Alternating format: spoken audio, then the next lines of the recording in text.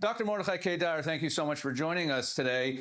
There's so much confusion with this Syria thing. People who care about Israel and care about what's going on in the Middle East have so many questions.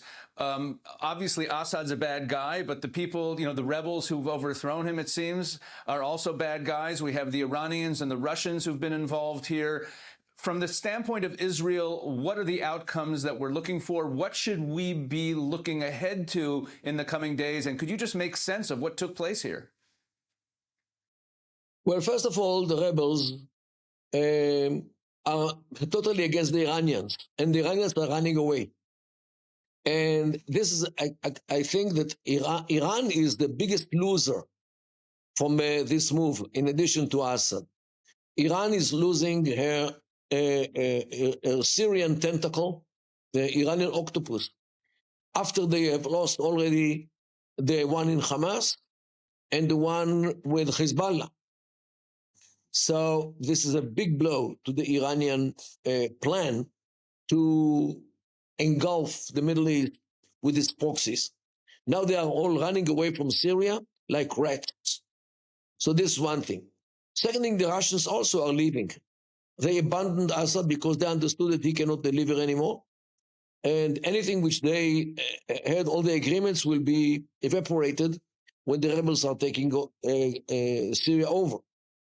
And the Russians actually need their forces in Ukraine. So they decided to leave, more or less, to leave Syria. And this is another good development because now Assad, this is why he ran away. Because he understood that nobody is there to save him from the rebels. The rebels are not Zionists, no doubt. And some of them are actually ISIS people, or at least Al-Qaeda people. Yet, all the threat which they have against Israel is a tactical threat, because they have weapons like AK-47, they have RPG rockets, they are tactical weapons, while Iran is a strategic threat with ballistic missiles and potentially nuclear weapons.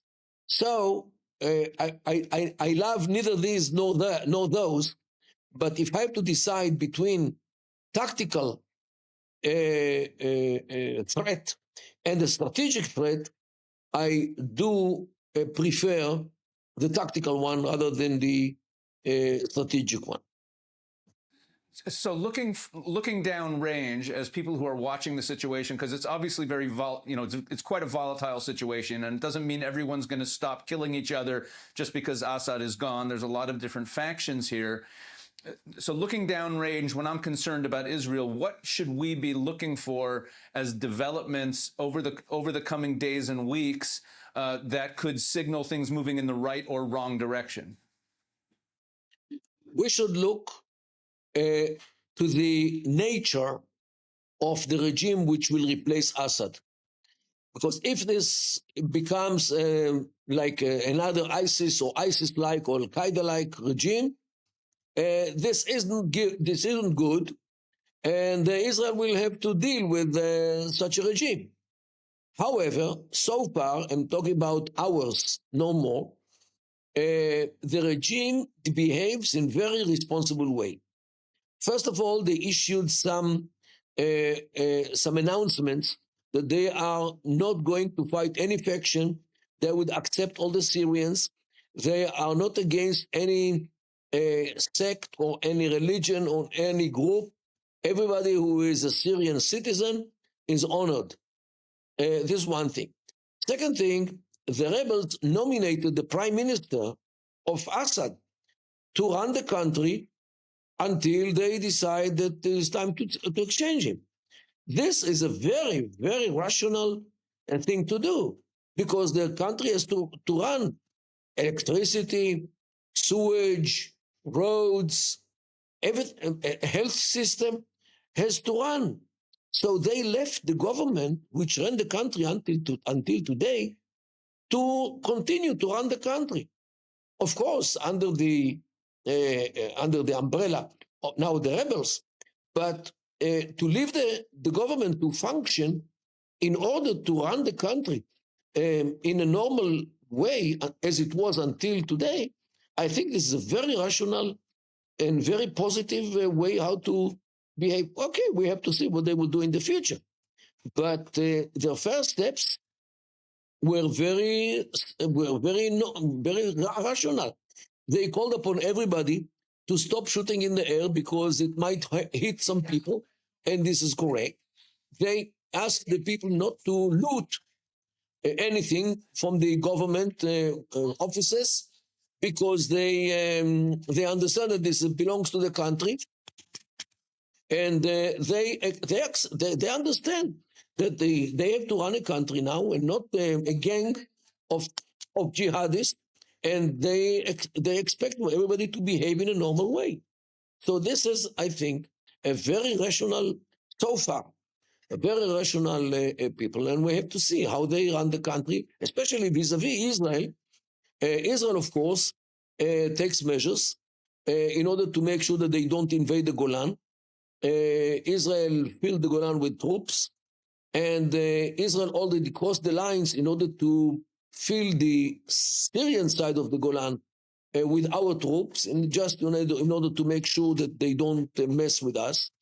And I think the coming days will be, Israel will have to be very careful how to relate to this regime and what their intentions. And here comes the big however.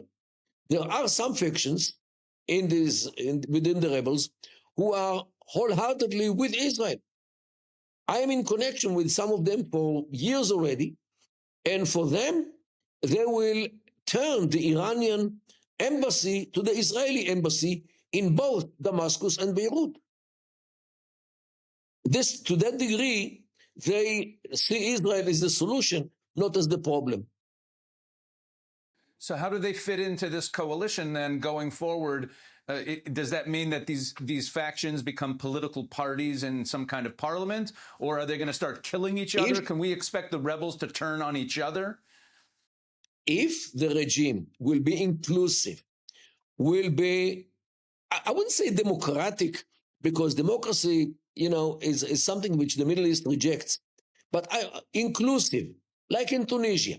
Tunisia, there are all kinds of factions, all kinds of parties, and they play in the parliament a very interesting political game. There are people who are secular, there are people who are religious, there are people who are modern, there are people who are traditional.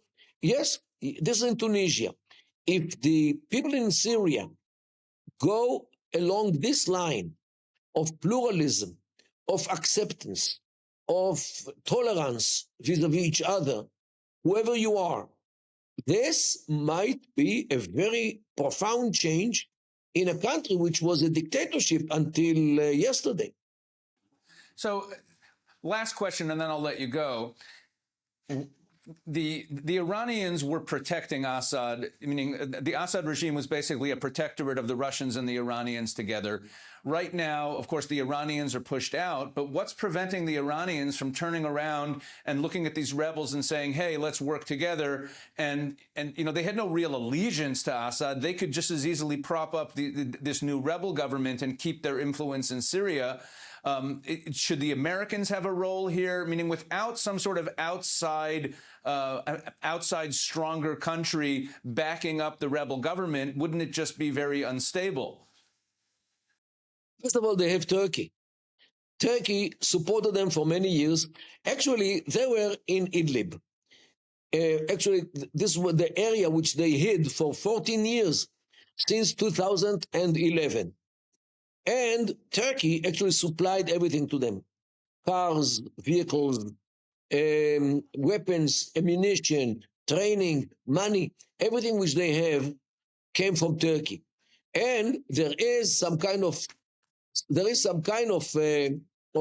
assumption that actually they will be the long arm of Erdogan to take over the Middle East again, actually to retain the Ottoman Empire now under Erdogan flag. This is one of the possibilities, and I cannot overrule this possibility. And all depends now. What will they do in the future? Everything is open.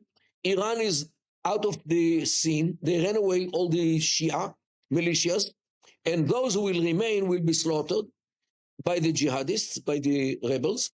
And Iran is the biggest loser. There is another loser here, is Obama and Blinken and Harris and and Biden, of course.